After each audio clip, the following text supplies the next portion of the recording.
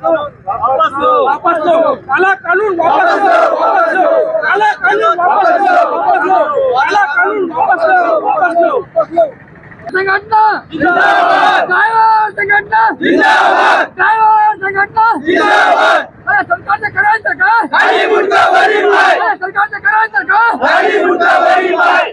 Sir आम्ही सांगतो sir की या सरकारचा जाहीर निषेध सर, कारण की सर आम्ही रोज करणार माणसं सर 300 400 सर रोजान काम करतो सर।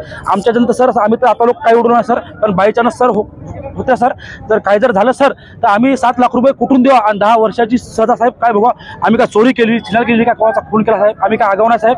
आपलं ड्रायव्हर लोक साहेब दोन आपलं सर खाणार येतं आम्हाला सर, हे कायदा फक्त सरकारनं मागा घ्या, बाकी आमचं काही हे नाही पास आहे। मागणी काय आहे, काय तुम्ही कशासाठी मोर्चा काढला? ते आम्ही काळा कानून वापस घ्यावा म्हणून वापस हे केलेलं आहे आणि गव्हर्नमेंटनं हे काळा कानून वापस घ्यायला पाहिजे। अरे सर्व ड्रायव्हर लोक परेशान आहे आणि 10,000 रुपये महिना आहे, 10 लाख रुपये कुठून भरणार? 10,000 रुपये महिना कमवतो ड्रायव्हर। आमच्या रोडवर इन्शुरन्स आहे, टॅक्स आहे, ते कुठून भरणार आम्ही?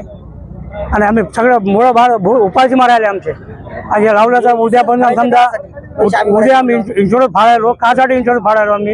ऍक्सिडेंट झाला म्हणून आम्ही, आमची सेफ्टी आहे इन्शुरन्स म्हणून, आणि ते इन्शुरन्स कारणच नाही ना काही भरायचं म्हणून। काय कारण सांग मला? त्यासाठी आम्ही इन्शुरन्स भरालो, सगळं भरालो, P tax, green tax, road tax, full tax सर्व करून बी आम्हाला हे मतलब हे नाही ना आम्हाला। आम्ही काय करू? आधी मोठं मालक मालाच्या पाळीवर आहे, त्याला फायनान्स आहे, रोड टॅक्स सगळे खर्च आहे ना, त्याला फाजीलावर मारायचंच काम नाही आम्हाला।